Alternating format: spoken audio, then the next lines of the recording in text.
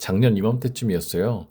배당락 걸리기 전에 이 종목은 꼭 사야겠다 하고 미리 다 정해놨는데 결국 타이밍을 놓쳐서 배당을 못 받았던 기억 아마 저만 있는 건 아닐 겁니다. 그때는 꽤 우울했는데 어느새 또 배당 시즌이 다가왔네요. 그래서 오늘은 배당 시즌이 와도 이것들 모르면 배당금은커녕 시간만 날릴 수 있는 포인트들, 그리고 영상 후반부에는 제가 직접 골라본 배당주 5종목까지 한 번에 정리해 보겠습니다.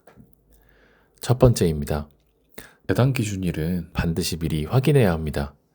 배당은 그냥 연말에 들고 있으면 자동으로 주는 게 아닙니다. 특히 2025년 연말은 조금 더 신경 써야 할 게 있는데요. 크리스마스 휴장일이 월중에 끼어있기 때문이에요.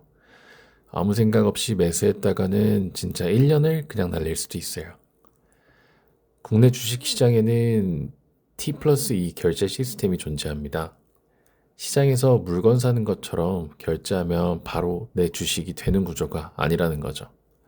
그럼 왜 이틀 전에 사야 하느냐? 국내 주식은 오늘 매수해도 이틀 뒤에야 실제 주주로 등록이 됩니다.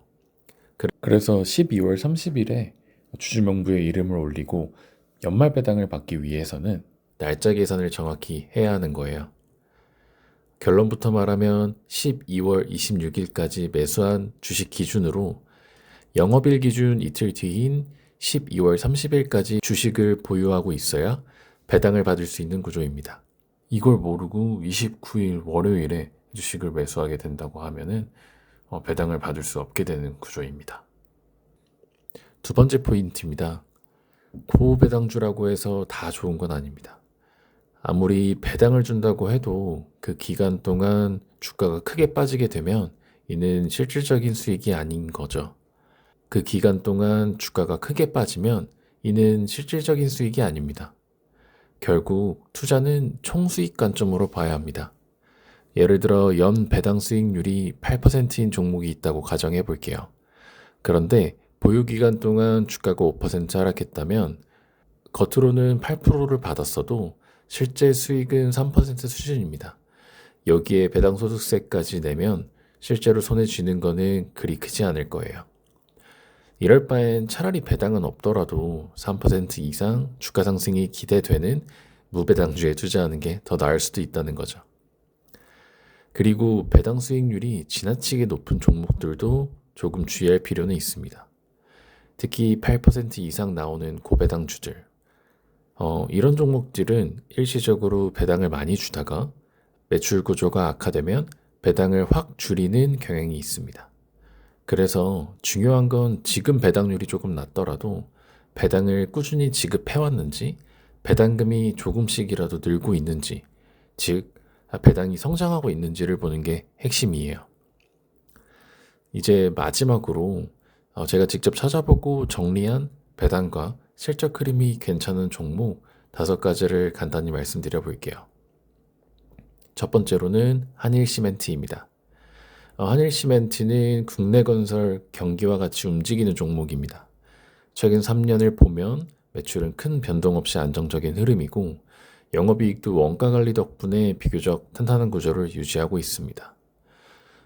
더욱이 앞으로는 우크라이나 재건 관련주로도 엮일 가능성도 있어서 배당 수익 플러스 주가 상승분까지 노려볼 수 있겠죠. 배당 역시 갑자기 튀는 스타일이 아니고 꾸준히 지급해오는 편이라서 안정적인 배당주로도 볼 수 있습니다. 두 번째는 한국셰일석유인데요. 정유주는 사이클 산업이긴 하지만 셰일 계열은 배당 정책이 비교적 명확한 편이에요. 최근 몇 년간 유가 변동이 있었음에도 매출 규모는 크고 업황이 좋을 때는 영업이익을 확실히 벌어주는 구조입니다. 배당도 실적이 나올 때는 확실하게 밀어주는 편이긴 합니다. 세 번째는 제일기획입니다. 제일기획은 광고와 마케팅 분야의 국내 대표 기업이라고 볼 수 있겠죠.